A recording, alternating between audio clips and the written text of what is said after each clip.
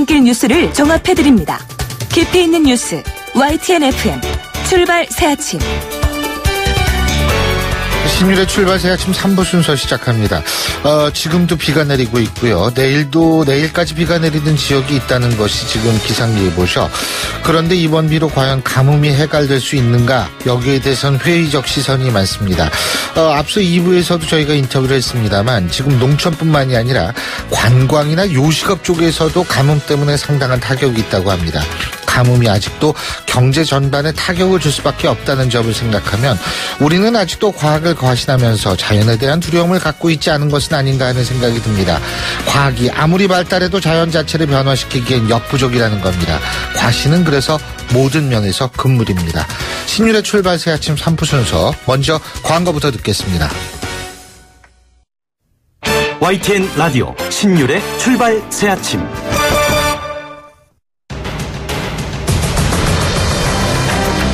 매주 월요일 아침 정치권의 복잡한 이슈를 말끔히 정리해드립니다. 출발당 최고위원회의.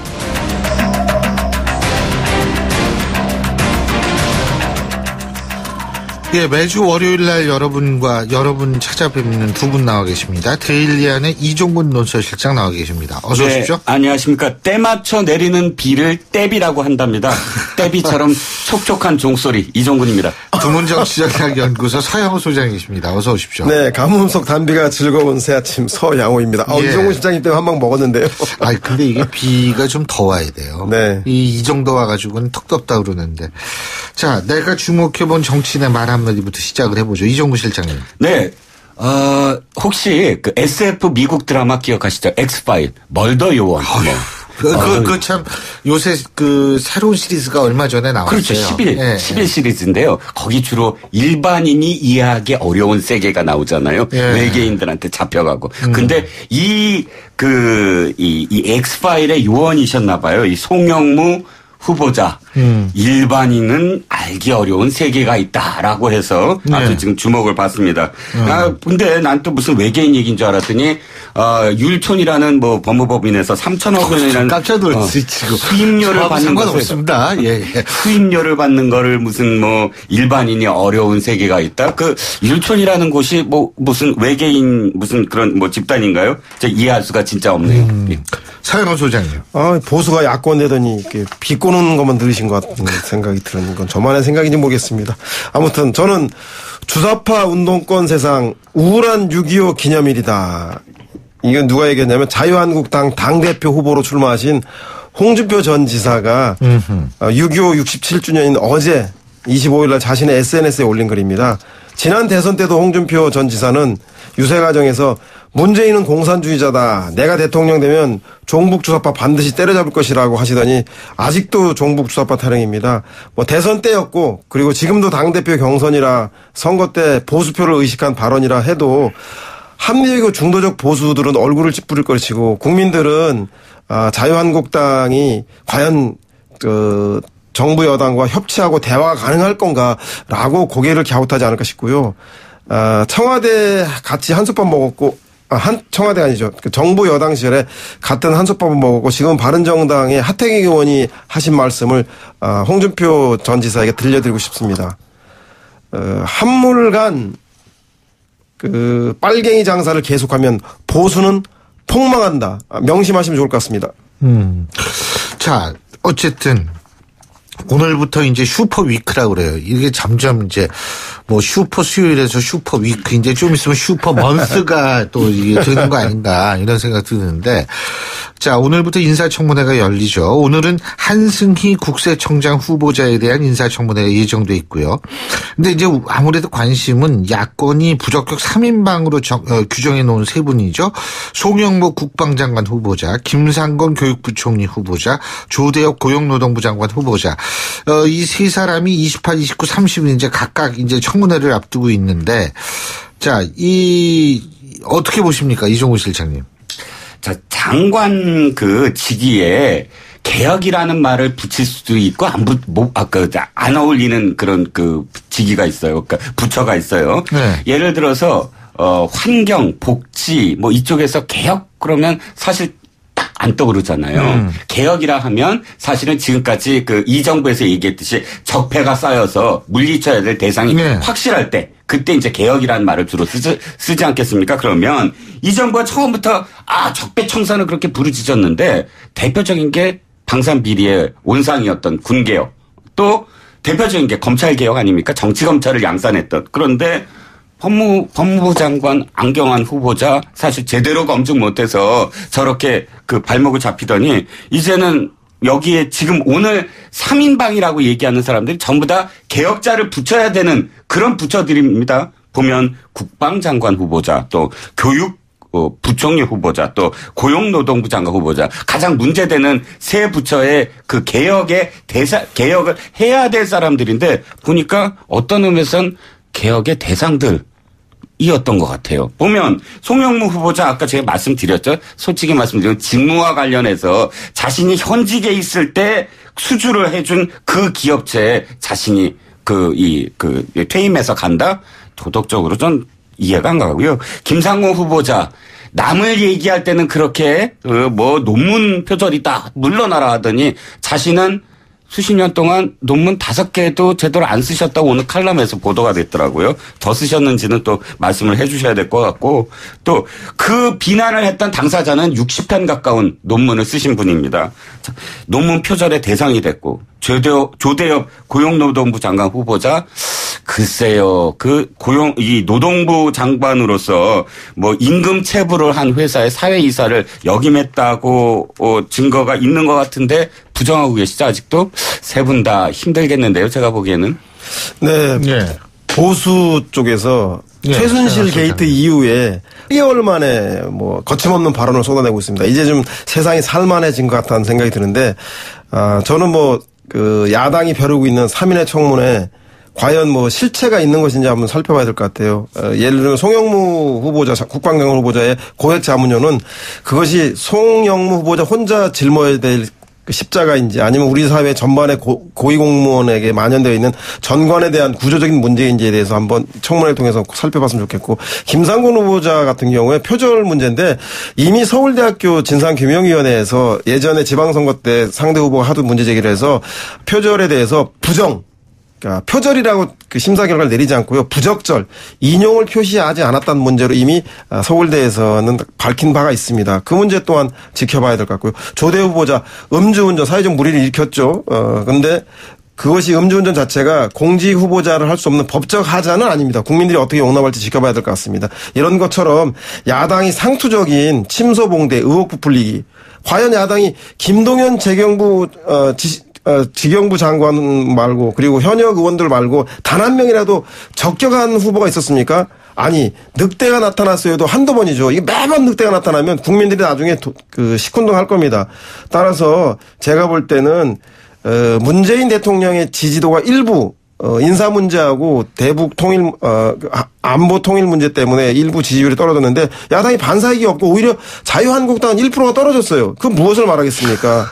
제가 볼 때 청문은 청문일 뿐 오버하지 말았으면 좋겠습니다. 저도 한 말씀만 하도 보수 하셔서 진보가 여당이 되시더니 정의에 대한 개념조차도 옳고 그름에 대한 개념조차도 이제는 버리셨나 봅니다. 여당이 되면 다 그렇습니까? 세 분 굳이 그 세 분을 말씀하시면서 조대호 후보자 같은 경우 굳이 음주운전을 예를 드신다? 다른 문제가 더 큰데 그다음에 송영무 후보자를 전관예우라고 전관예우라고 해서 안대희 대법관 낙마했습니다. 스스로 사퇴했어요. 전관예우.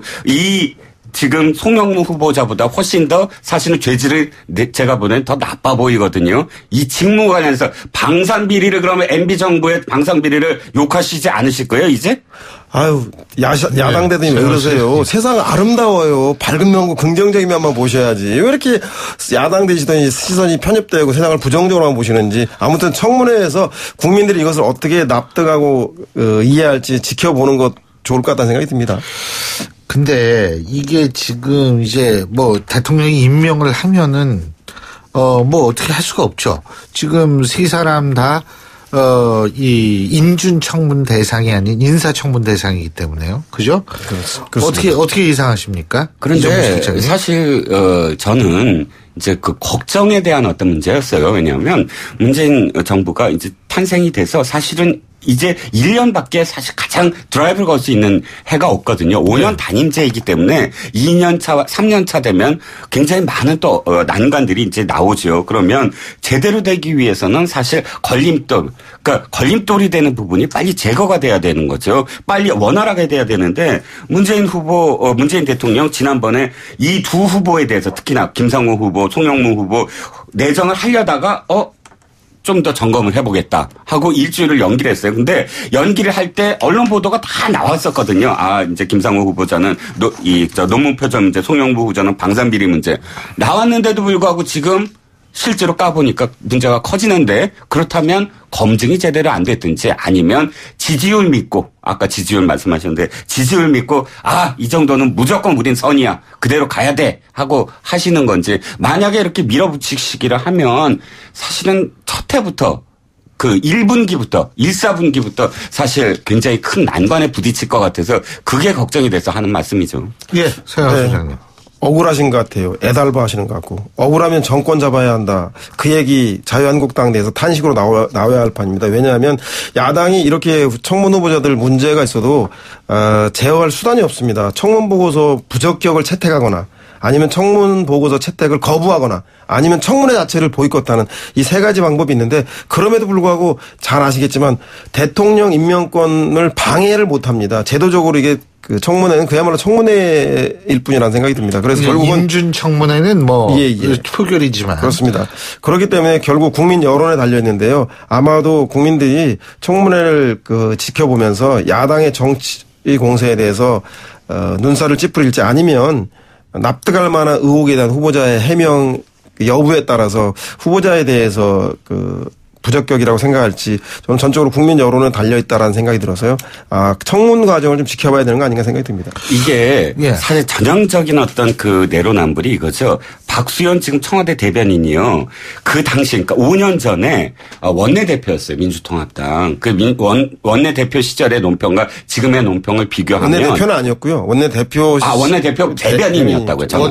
대표가 아니라 원내대변인이었어요. 야당 되면 기억력도 떨어지죠. 그런데 박수현 원내대변인이 그 당시에 무슨 얘기를 어떻게 논평을 했냐면 윤진숙 해수부 장관 부적격 채택을 했는데도 불구하고 임명을 강행했다고 해서 이건 의회에 대한 모독이다.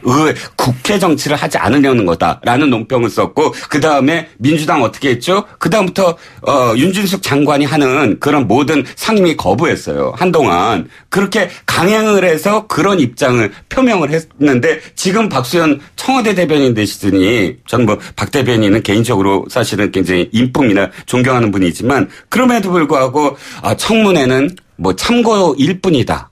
이거 완전히 상반된 거 아닙니까? 야당은 하여튼 상투적이에요. 존경하지만 욕할 거 다 하면서 존경한다 저러고. 하여튼 윤진숙 장관하고 어디 지금 여기 문재인 정부의 장관 후보자하고 비교를 하십니까? 제가 그 태도가 잘못된 거죠. 어떤 사람은 그래 우리 사람들은 우리 진영에서 내놓은 사람들은 모두 다 선이고 흠결도 아름다워 보이고 상대 진영에서 한 사람들은 모두게 다 악해 보이는 그런 인물로서 그렇게 평가를 합니까? 대선 전에 이종훈 실장님 심정이 저 같았겠군요. 참 말 잘한다 이런 생각 드는데 아무튼 이번 청문회 과정에서 국민들이 그 장관 후보자들에 대한 소명들을 잘 이해할 수 있지. 안 그렇다면 제가 볼 때도 대통령과 청와대에서도 장관 후보자에 대해서 여론 비판이 비등하다면 수용하지 않고서는 추경 문제라든가 정부조직법 나머지 문제를 이렇게 해결할 수 없는 것 같은 건 사실인 것 같습니다. 자, 추경 문제는 어떻게 풀릴 거라고 보십니까? 이종구 실장님. 일단 사실 6월 임시국회에서 추경이 통과됐으면 했습니다. 저도. 왜냐하면 이제 하반기에 집행을 해야 되거든요. 박근혜 정부 시절에도 40조에 가까운 추경이 사실 통과가 됐어요. 4년 동안. 그런데 인사청문회가 사실은 굉장히 걸림돌이 된 어떤 상황이 됐고, MB 정부나 박근혜 정부에서도 7월, 8월에 임시국회를 열어서 추경을 통과한 예가 있습니다. 저는 뭐 7월 임시국회를 통해서라도 이번에 슈퍼 일요일 다 지난 다음에 이 중에서 어찌됐든 한두 명 정도는 저는 낙마하리라고 예상을 하거든요. 이렇게 정리가 된다면 7월 임시국회로 추경을 심의를 해서 통과될 가능성이 좀 높다고 봅니다. 네.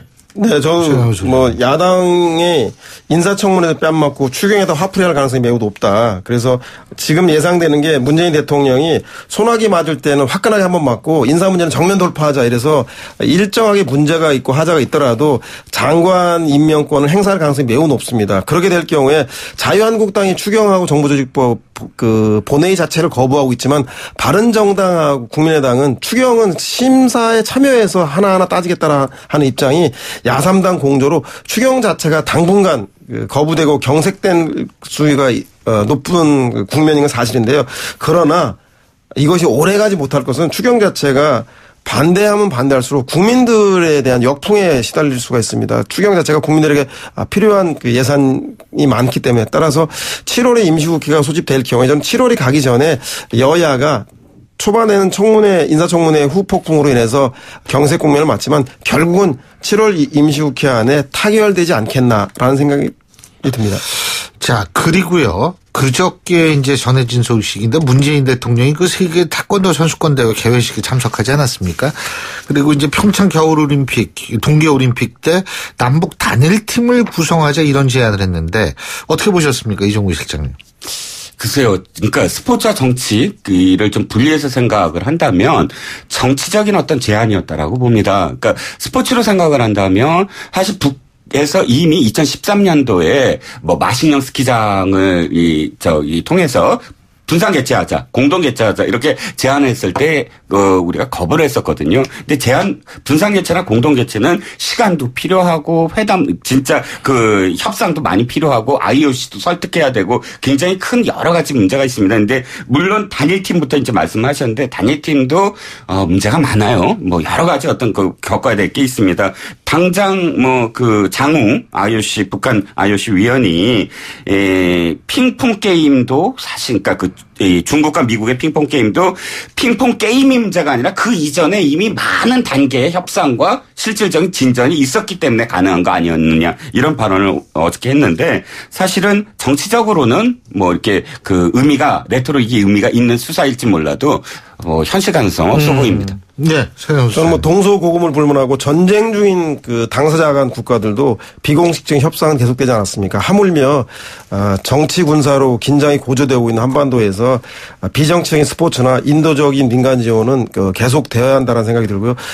다만 스포츠 문제에 있어서 저는 아까 말씀한 대로 공동 개최는 현실적으로는 상당히 어려운 난관일 것 같은데 공동팀 문제는 저는 한국의 아이스하키라든가 남자 아이스하키, 여자 아이스하키는 아이스하키 선수들이 동의하지 않는 한 강행하는 것은 저는 무리가 있다고 보고 그렇기 때문에 하고자 한다면 업저버 팀을 구성해서 친선 경기를 시범 경기를 한다던가 그런 방안이 있을 것 같다는 생각이 들고요. 일각에서 긴장이 고조되고 있는데 스포츠 교류 웬 말이냐. 북핵 폐기 전까지는 북한과 일절 교류도 하지 말고 스포츠도 하지 말아야 한다라고 하는 입장이 있는데 저는 철저히 그거는 미국이라든가 강대국 중심의 시각이라고 생각이 듭니다. 한반도에 있어서의 북핵 문제는 미국에게는 주한 미군의 문제일지 몰라도 한국에서는 4천만 국민들의 생명과 재산이 달린 문제입니다. 긴장이 강화될수록 남과 북이 당사자들이 만나서 직접적으로 교류해야지 이것을 강대국에만 맡겨두면 안 되겠습니다. 북핵이든 스포츠든 강대국의 관점이 아니라 대한민국 국익의 관점에서 적극적으로 저는 임해하는 게 아닌가 생각이 듭니다. 근데 북한이 어떻게 나오느냐에 따라 달라지는 거 아니에요? 북한이 나오지 않는다면 좀 나오지 않는 만큼 한국이 이후에 협상 테이블에서 우위에 설 수 있기 때문에 저는 북한 측에서 대해서도 좋은 협상 카드가 될 수 있다는 생각이 듭니다. 북한이 나오지 않을수록 사실은 지금까지 어떻게 됐냐면 이 파이가 커졌어요. 그들이 요구하는 파이가. 예를 들어서 북한에 사실 이 대화의 어떤 상황들이 늘 그랬지 않습니까? 남북 대화를 하는데 북한은 응하지 않아요. 그럼 더 많은 이 보상안을 내놔야 되고 더 많은 보상안을 내놔야 되고 우리가 우위에 서는 것이 아니라 더 의리되는 그런 상황이 되는데 그게 어떻게 우위가 되죠? 아니 나중에 어차피 북핵 문제를 해결하려면 당사자가 만나야 되지 않겠습니까? 북미 간이 만나든. 북핵 문제에 북한은 미국 북핵은 미국이랑 얘기를 해야 되는 대상이라고 생각하는 거 아닙니까? 전략적으로 북한은 그럴지 몰라도 그러면 북한이 미국과 대화한다면 우리는 팔짱 끼고 가만히 있어야 되겠습니까? 물론 그런 게 아니지만 그렇죠. 그러니까 북한이 어떻게 나오느냐가 중요하다는 얘기죠. 북한의 입장이 중요한데 북한도 마냥 거부하기만 쉽지는 않을 겁니다. 제가 볼 때는. 그렇기 때문에 현재 북한과 미국과의 직접적 교류를 통해서 해결하려고 하는 문제에 대해서 그렇기 때문에 더더군다나 북한을 압박하든 구슬러든 저는 그 남북 대화의 테이블에 나오도록 만들어야 한다는 생각이 듭니다. 근데 어쨌든 뭐 지금 한미 정상회담도 이번 주에 열리고, 그래서, 과연 북핵, 사드, 한미 FTA 이런 것들이 어떻게 다뤄질 것인가 이런 부분에 주목이 될 수밖에 없는데 어떻게 보십니까? 로버트 퍼트넘 하버드대 교수가 이런 양면 게임 이론이라는 걸 얘기하더라고요. 뭐냐면 외교 협상은 외교 협상하는 당 상대국과의 협상이 하나 있고 또 하나는 자국민들 또는 그 자신의 지지자들과의 협상 이 두 가지가 있다. 그런데 대개의 협상은 국익보다는 지지자들의 의한 지지자들을 보이기 위한 그런 협상이 될 가능성이 크다. 뭐 이런 얘기를 한 적이 있는데 그런 얘기를 인용한 칼럼을 본 적이 있는데 저는 문재인 대통령이 가능하면 국익을 생각하셨으면 합니다. 보수나 진보나 이걸 떠나서 사실은 외교나 통일 또는 대북 정책과 관련해서는 사실 단일한 그런 목소리를 내야 된다고 생각을 하거든요. 그래서 바라노니 제발 자신의 지지자들의 목소리만이 아니라 전체 국민의 국익을 생각한 그런 협상 또는 외교였으면 하는 바람입니다. 네, 저는 뭐 동맹이 예. 종속과 예속과는 다르다. 그러니까 자주적 국가끼리 동등하게 하는 것이다. 그래서 외교 협상은 줄 것 주고 받을 것 받아야 한다. 저는 뭐 그렇기 때문에 한미 동맹은 말이 아닌 실천으로 그간 많이 보여왔습니다. 앞으로도 저는 그럴 거라 생각이 되기 때문에 사드 문제에 대해서 환경 영향 평가 등 국내 절차를 당당하게 요구하고 북핵 해결을 위해서 남북 당사자 간에 직접적으로 교류하겠다는 것을 구걸하지 말고 당당한 소신을 밝혀서 미국을 설득했으면 좋겠습니다. 예, 어쨌든 어떤 얘기가 나올지는 또 다음 주 우리가 만나서 얘기할 때 잘 알 수 있을 겁니다. 오늘 두 분 말씀 여기까지 듣겠습니다. 고맙습니다. 감사합니다. 감사합니다. 예, 지금까지 데일리안의 이종곤 논설시장, 두문정치전략연구소 서영호 수장 두 분과 함께 했고요. 신율의 출발새 아침 3부 순서 여기까지입니다. 잠시 뒤 4부에서 뵙겠습니다. 날카로운 분석, 내일을 보는 시선, 신율의 출발새 아침. 신율의 출발새 아침 4부 순서 먼저 광고부터 듣겠습니다. YTN 라디오 신율의 출발 새 아침.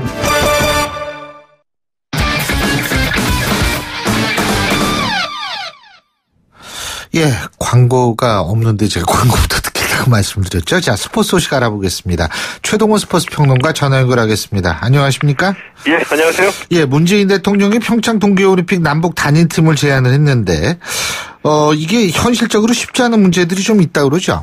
예, 그렇습니다. 지난 토요일에 문재인 대통령이 세계 태권도 선수권대회 개막식에서 이 단일팀하고 공동 응원단을 다시 제안을 했습니다. 예. 정치적으로 보면은 뭐 남북 관계 개선할 수 있는 가능성이 있고요. 대화 채널을 마련할 수 있고요. 또 붐업이 안 되고 있는 평창 동계올림픽을 평화올림픽으로 상징화할 수 있다는 점에서 좀 매력적인 카드라고 볼 수는 있겠는데 이 스포츠적으로 보면 상당히 좀 어렵습니다. 왜냐하면은 이 북한이 현재까지 올림픽 예선을 통과한 종목이 하나도 없고요. 이 피겨하고 쇼트트랙 예선이 남아 있긴 하지만 올림픽 티켓 확보 가능성이 크지 않다고 보거든요. 뭐 단일팀 구성 얘기가 나오는 여자 아이스하키도 예선에서 이미 탈락했고요. 자, 그런데 과연 IOC하고 이 종목별 경기 단체가 이 평화 올림픽 명분을 만들어주기 위해서 예선 탈락한 북한 선수들에게 올림픽 참가 자격을 줄지는 의문스럽습니다. 거기에다가 북한 선수들이 참가하지 않는데 북한이 남북 공동응원단 구성에 응할까도 좀 회의적으로 생각하고 있고요. 예. 이 북한 마식령 스키장에서 올림픽 경기 중에 일부를 개최한다는 것도 시설 점검뿐만이 아니라 이 부대 시설 건설해야 되고 이 교통 문제 해결해야 되고 이런 등등의 과제가 있기 때문에 그렇게 쉽지 않은 문제라고 봅니다. 그 장웅 북한 IOC 위원 지금 세계 태권도 선수권 대회 참석자 입국을 해 있죠. 근데 장웅 위원이 스포츠에 앞서서 정치 지반이 먼저 다져져야 한다. 이런 신중한 얘기를 한 모양이더라고요. 예, 그렇습니다. 23일 입국 당시에도 이 장웅 북한 IOC 위원이 이 단일팀 구성 등에 대해서는 이 남북 한간만의 문제는 아니다. IOC가 개입을 해야 된다. 이렇게 말한 바가 있고요. 네. 어제 이제 다시 이 조정원 세계 태권도 연맹 총재가 주최한 만찬에서 스포츠에 앞서서 정치 지반이 다져져야지 된다. 이렇게 강조를 했습니다. 자, 그러면서 IOC뿐만이 아니라 이 해당 종목 국제 기구와도 논의를 해야지 된다. 이런 입장을 밝혔는데 네. 저는 이게 뭐 솔직하지만 당연한 얘기라고 생각하거든요. 그러니까 이 단일팀하고 공동의원 등에 대해서는 이 최문순 강원지사 또 이 도종환 문체부 장관에 이어서 문재인 대통령까지 언급을 하게 되면서 우리끼리로는 물살을 탄 분위기이기는 하지만 냉정하게 보면은 이제 우리 정부가 공식적으로 제안을 했을 뿐이라고 보는데요. 네. 자, 이제부터 공식 또 이제 비공식 채널을 가동해서 협상하고 물밑 작업에 들어가야 되는데 이 과거에 비해서 한 가지 더 어려운 점이 있습니다. 그게 뭐냐 하면은 이 북한과의 협상은 정부에서 대북 채널을 가동은 하겠지만 예. IOC나 이 종목별 국제단체를 설득해서 협조를 구해야지 되는데 과거에는 이 역할을 김은영 전 IOC 부위원장이 했거든요. 예. 근데 현재는 IOC 위원인 이건희 삼성전자 회장이 병중에 있고요. 또 평창 동계올림픽 조직위원장을 맡았던 조양호 한직그룹 회장도 경영에 전념하고 있는 상황입니다. 현재 국제무대에서 이 영향력을 갖고 있는 스포츠 외교가 가능한 분이 바로 이 두 분인데 이분들이 빠지면서 국제 스포츠계에서 그만한 영향력을 갖고 있는 스포츠계 인사가 현재 국내에 부재하다는 것이 한 가지 좀 어려운 점이죠. 자, 그리고 오늘 새벽에 열린 메이저리그 소식 좀 얘기를 해보죠. 텍사스 추신수 선수 말이에요. 예. 시즌 12호 홈런 쳤죠. 예, 그렇습니다. 예, 뉴욕 양키스와의 원정 경기에서 이 3대0으로 앞선 2회 우중월 3런 홈런을 날렸습니다. 6월 들면서 굉장히 타격감이 좋아졌거든요. 이 4경기 만에 이 홈런 1개를 추가했는데 시즌 12호 홈런이고요. 오늘 3타수 1안타 3타점 기록했습니다. 시즌 타율은 2할 오픈 7리입니다. 그리고 이 수영 얘기, 이 박태원 선수 말이에요. 예. 진짜 대단해요. 지금 나이도 있고 한데, 정말 굉장한 노력한 것 같아요. 이탈리아 로마에서 열린 국제수영대회에서 2관왕에 올랐네요. 예, 그렇습니다.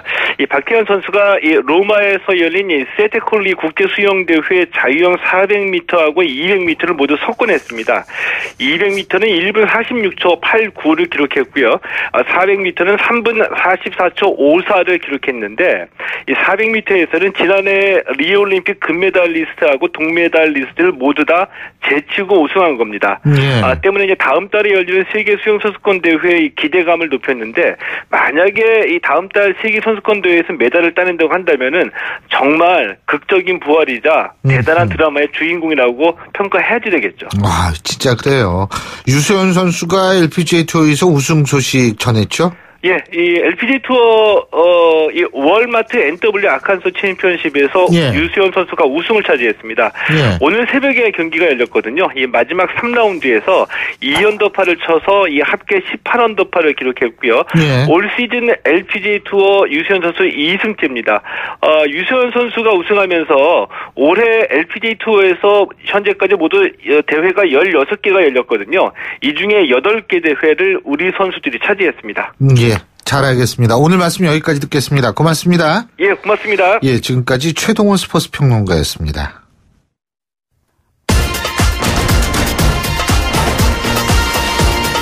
여러분이 지금 듣고 계신 주파수는 FM 94.5MHz입니다. YTN 뉴스 FM.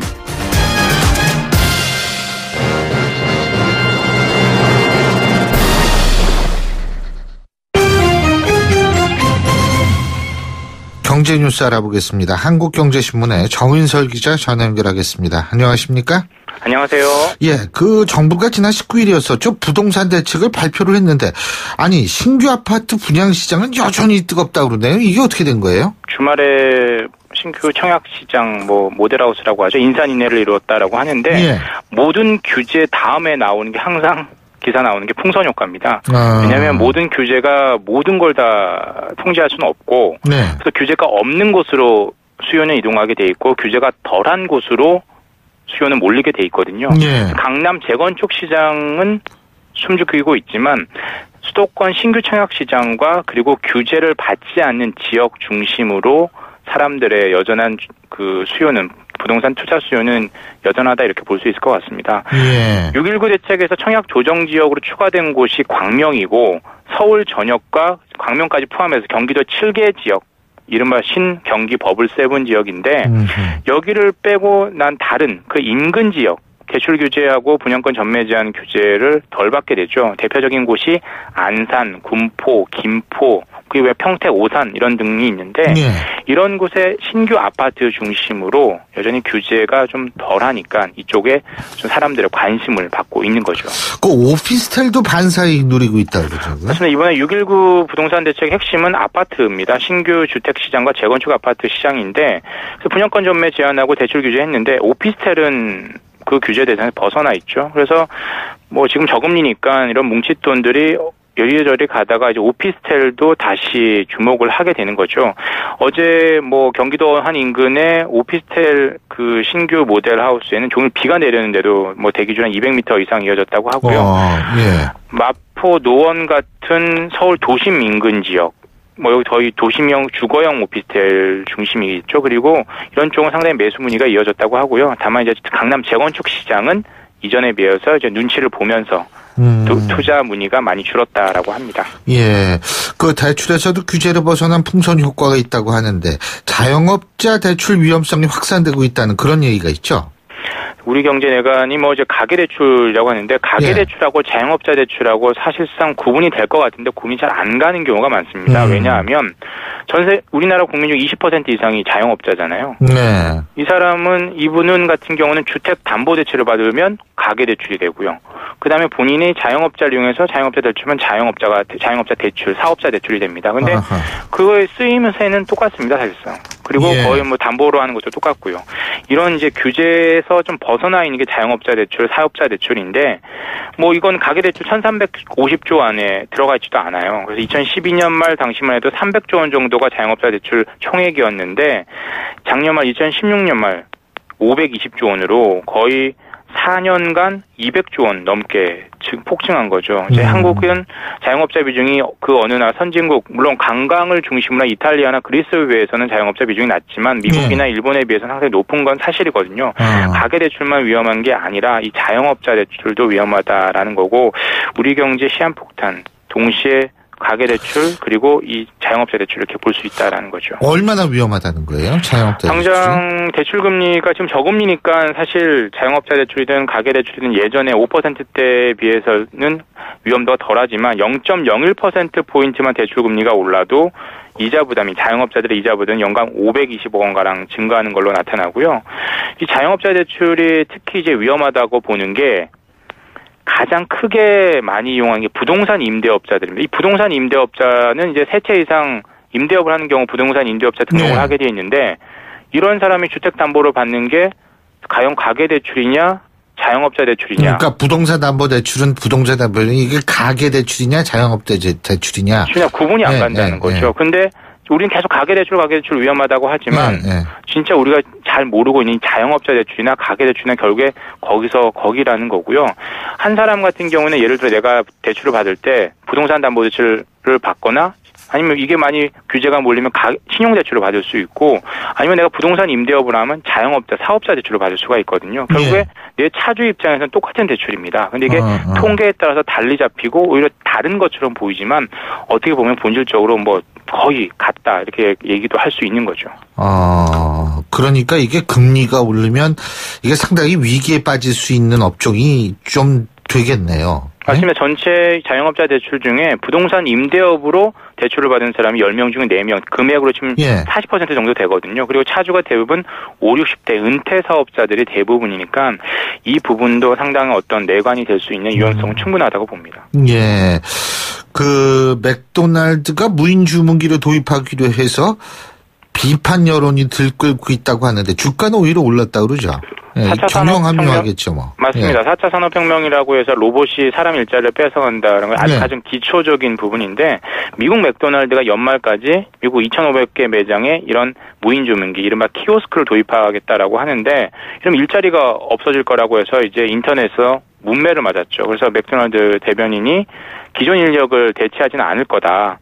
기존 직원들은 다른 업무로, 다른 고객 서비스 업무로 전환하게 될 거다라고 얘기를 해서 뭐 그 비판 여론은 잠재웠는데 대신 이제 맥도날드 주가가 지난 23일에 역대 최고가로 찍었습니다. 네, 키오스크 도입해서 비용을 좀 절감할 수 있을 거다. 그래서 매출이 오히려 더 늘 거다. 이렇게 보면서 사람들이 전망 긍정적으로 봤는데 한국은 어떨까? 한국은 이미 이런 키오스크가 일부 매장에 있죠. 들어가 있는데 교수님 많이 사용하시나요? 쓰시나요? 이 키오스크? 아니, 저는 제가 가는 매장엔 이거 없어요. 학교 앞에, 우리 학교 앞에 그 맥도날드 있는데 그런 거 없어요. 네. 아니, 그러니까 이 맥도날드보다 보통 이제 다른 이제 토종 브랜드에서 많이 도입을 했는데 기본적으로 사람들은 이걸 되게 번거롭게 생각을 하고 그냥 사람한테 그냥 주문을 하거든요. 특히나 한국 같은 경우는 사람이 되게 빨리빨리 처리를 하잖아요. 근데 미국이나 다른 나라 같은 경우는 그거에 뭐 해외에서 한번 주문해 보면 상당히 더디잖아요.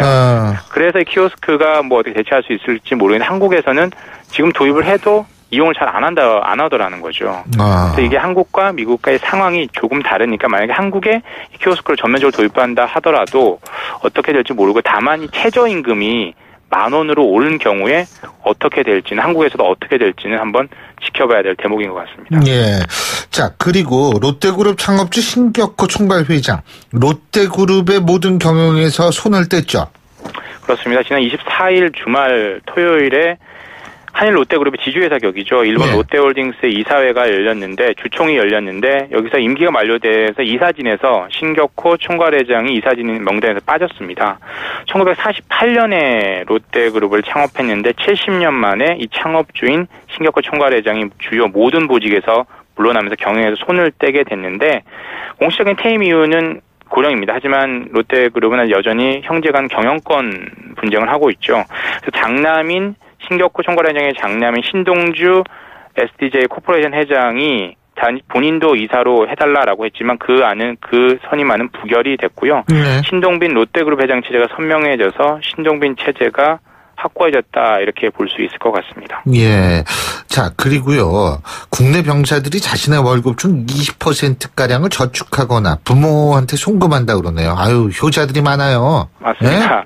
국방부가 이제 병사 11,699명을 온라인 조사를 한 결과인데 뭐 항상 그 병사들 월급 얘기하면 항상 애국페이라는 얘기가 나오는데 물론 예전에 비해 많이 올랐습니다. 저희 때에 비해서도 많이 올랐는데 병장 월급이 올해 21만 6천 원 정도인데 이 중에 얼마를 어떻게 쓰냐 물었더니 저축이나 부모님께 송금한다는 금액이 4만 2천 원 정도 된다는 거죠.